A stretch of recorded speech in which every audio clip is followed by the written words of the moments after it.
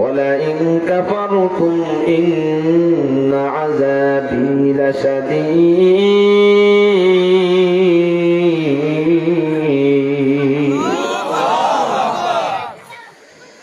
আল্লাহ রাব্বুল আলামিন বলেন শরীয়তপুর মুসলমান আল্লাহ রাব্বুল আলামিন বলেন যে বান্দা শুকরগুজার করবে আমি রব্বুল আলামিনের নিয়ামত পাওয়ার পর শুকরগুজার করবে আমি রব্বুল আলামিন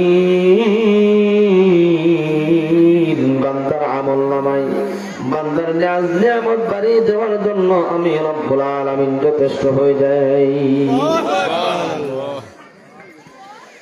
এই জন্য শুকরিয়া আদায় করার দরকার আছে না নাই? আল্লাহকে খুশি করতে চাই না এমন কোন পৃথিবীতে লোক আছে কিনা আমি একটাও খুঁজে পাই না যারা মুসা আলাইহিস সালাতু ওয়াস সালামের নাম শুনছেন কিনা? আওয়াজ দেন না কেন? কষ্ট লাগতেছে? একটু হানা বললে বুঝে আসবে যে আসলে আমার কথা বুঝেন কি বুঝেন না।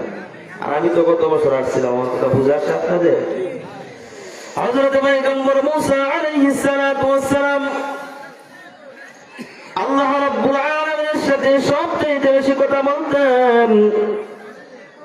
আল্লাহ রাব্বুল আলামিনের সাথে কথা বলার জন্য তুর পাহাড়ের দিকে একদিন যাচ্ছেন। হযরত মুসা আলাইহিস সালাতু ওয়াস সালাম যাইতেছিলেন হেঁটে হেঁটে। আল্লাহ প্রথম নাম্বার একজন বৃদ্ধা মহিলার সাথে সাক্ষাৎ হয়ে যায় আর বলতেছেন মুসা আমি অনেক শুনেছি আপনার নাম, আপনি নাকি আল্লাহর নবী মুসা, আল্লাহ রাব্বুল আলামিনের সাথে আপনার সম্পর্ক অনেক ভালো অনেক সুন্দর। আমার একটা কথা আল্লাহ রাব্বুল আলামিনের কাছে গিয়ে একটু বলবেন। বৃদ্ধা মহিলা বলতেছেন এই পয়গম্বর মুসা আমার ছোট্ট একটি ঘর, টাকার মতো ঘর নাই, টাকার মতো কোনো ব্যবস্থা নাই, শরীরের পোশাক ভালো না। আল্লাহ রাব্বুল আলাইহিস সালাতু ওয়াস সালাম যখন এই কথা শোনার পর বলতেছেন এই বুড়িমা আপনার কথা মঞ্জুর হয়ে গেল, আমি আল্লাহ রাব্বুল আলামিনের কাছে গিয়ে বলবো, চিন্তার কোনো কারণ নাই, টেনশনের কোনো কারণ নাই। যাইতে যাইতে ইতিমধ্যে কিছুক্ষণ কমানোর কোনো চেষ্টা করেও কমাইতে পারতেছি না। আল্লাহ রাব্বুল আলামিনের কাছে গিয়ে জিজ্ঞাসা করবেন আমার সহায় সম্পত্তি কমবে কিনা, আর কমার কোনো রাস্তা আছে কিনা। আল্লাহ রাব্বুল আলামিন কি বলে আমাকে এসে জানাবেন। হযরত মুসা আলাইহিস সালাতু ওয়াস সালাম বলেন এ যুবক তোমার কথা মঞ্জুর হয়ে গেল, আল্লাহ রাব্বুল আলামিনের কাছে আমি গিয়ে বলবো। তৃতীয় নম্বর যখন একটু সামনের দিকে অগ্রসর হইলেন আর একজন দীর্ঘ সময় ধরে অপেক্ষা করতেছে মুসা আল্লাহ রাব্বুল আলামিনের কাছে গিয়ে জিজ্ঞাসা করবেন আমার যে দুইটি হাত নাই, আমার যে দুইটি পা নাই,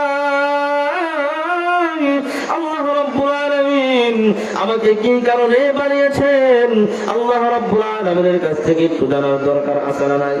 হযরত মুসা আলাইহিস সালাতু ওয়াস সালাম বলেন কোনো অসুবিধা নাই, আল্লাহ রাব্বুল আলামিনের কাছে আমি গিয়ে আল্লাহ রাব্বুল আলামিনের সাথে যখন বললেন ওগো দয়ার মালিক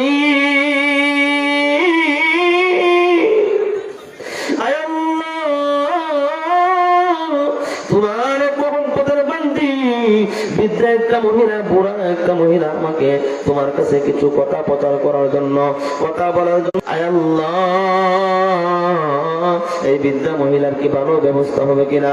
আল্লাহ রাব্বুল আলামিন তাৎক্ষণিক সময়ে হযরত পয়গম্বর মুসা আলাইহিস সালাতু ওয়াস সালামকে জানিয়ে দিলেন এ মুসা তুমি বৃদ্ধা মহিলাকে গিয়া বলবা সে যেন বেশি বেশি আল্লাহর শুকর করে। আর